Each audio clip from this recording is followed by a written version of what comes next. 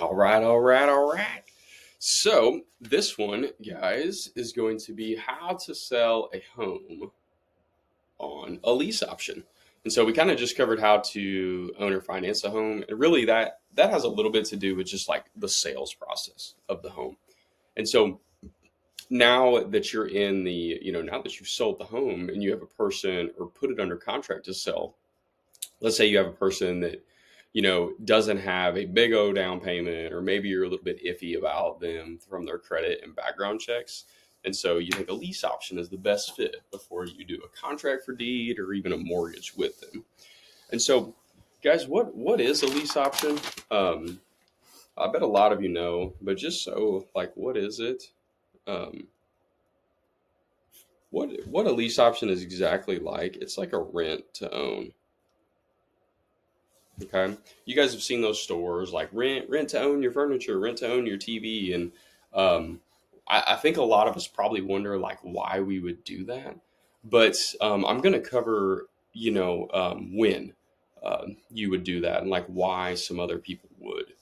And so, because why a lot of people like to do this is they have a way to like test and make sure they love the area here.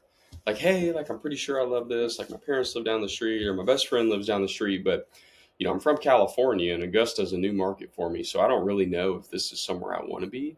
And so, but I would love the opportunity to own this home just in case I do.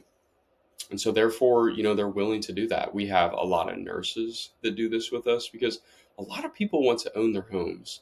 And once you've built a good reputation, I mean, everybody's going to trust you. And they're like, hey, this is a great company. They honor everything, even if they miss something in their paperwork. And something we do for people too, guys, when they move into our homes, like we guarantee our homes for 30 days on all the major mechanicals.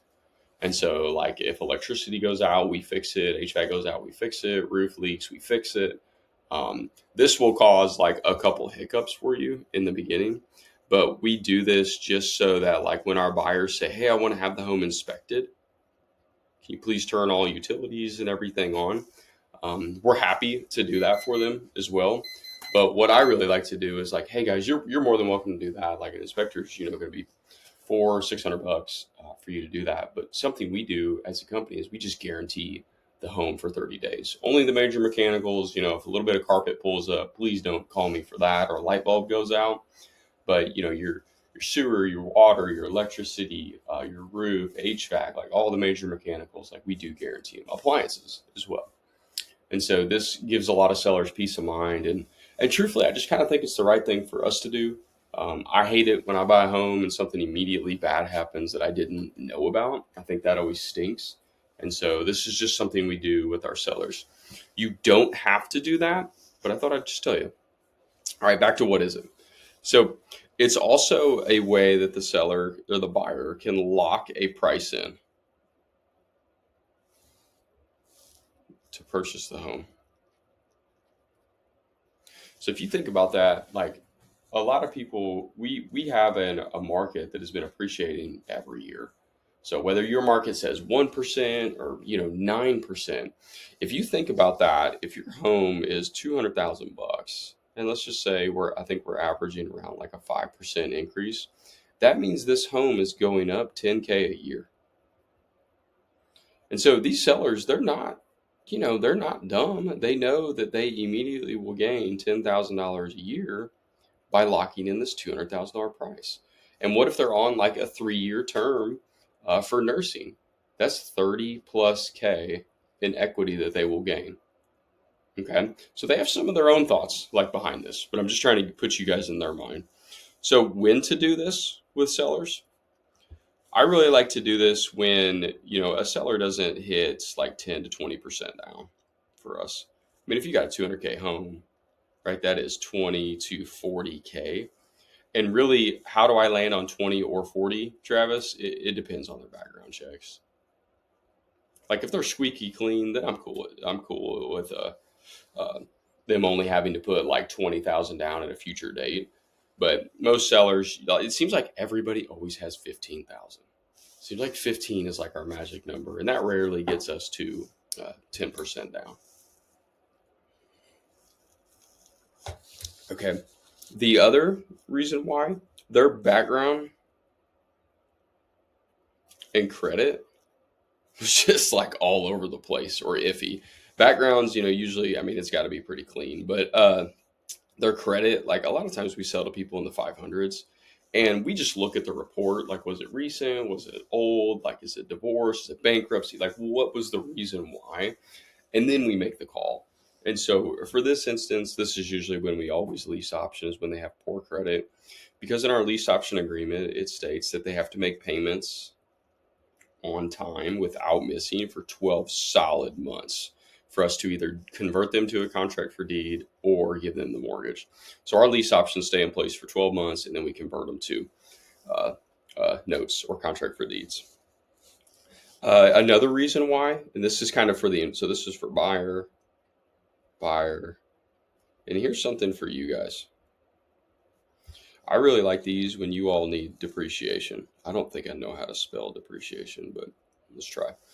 Um, I don't know how to spell a ton of words, but so if you guys need depreciation, leases with the option to purchase can be a fantastic way for you to do it. Don't think too deep into that, okay? Because you can think about clawbacks and all that good stuff. But for the most of the time with you guys, like this depreciation play can be fantastic for you all here as well.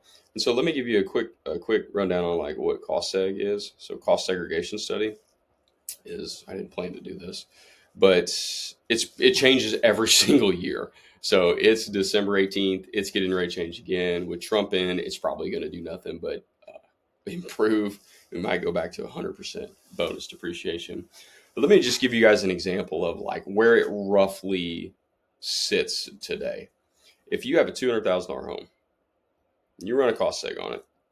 In year one, you're going to get roughly, so you got to take the land value out, probably it's usually 10%, leaving you with 180,000. Roughly in year one, you're going to get a right 20% of this off. So that would be 36,000 bucks.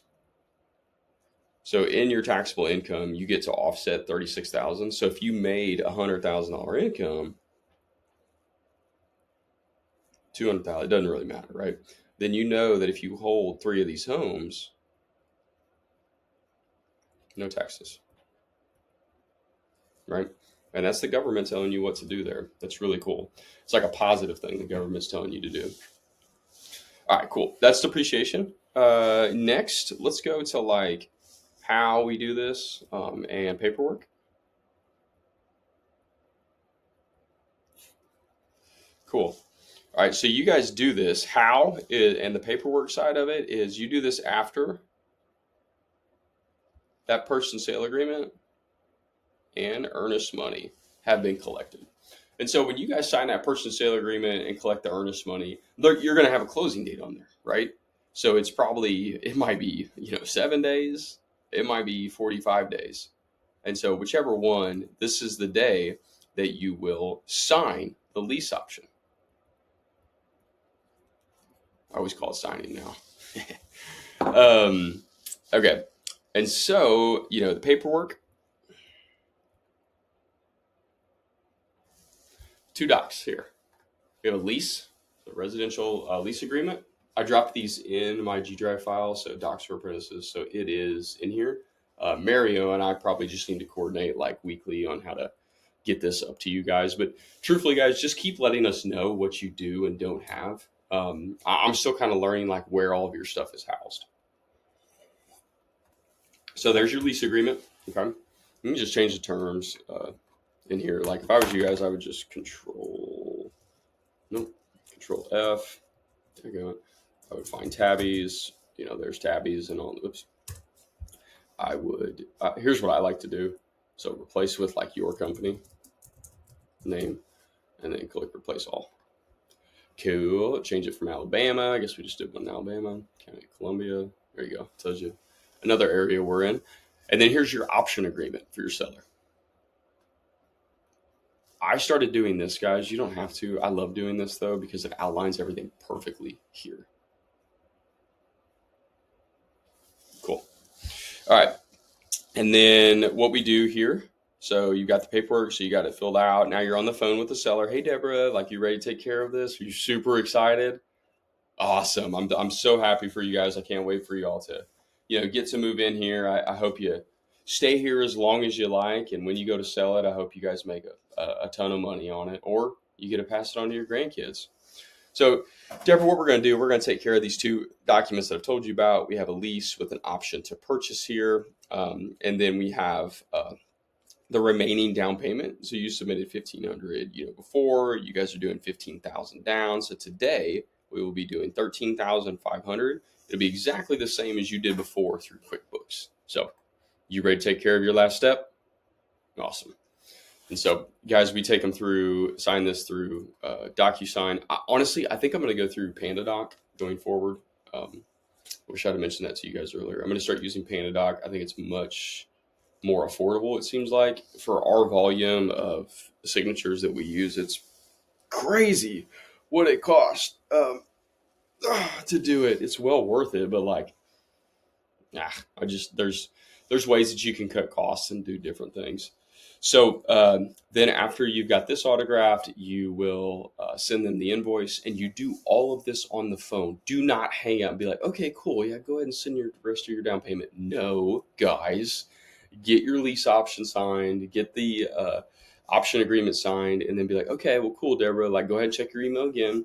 You're gonna have a QuickBooks invoice. Let's go ahead and knock that out, and I'll let you know once we've received it.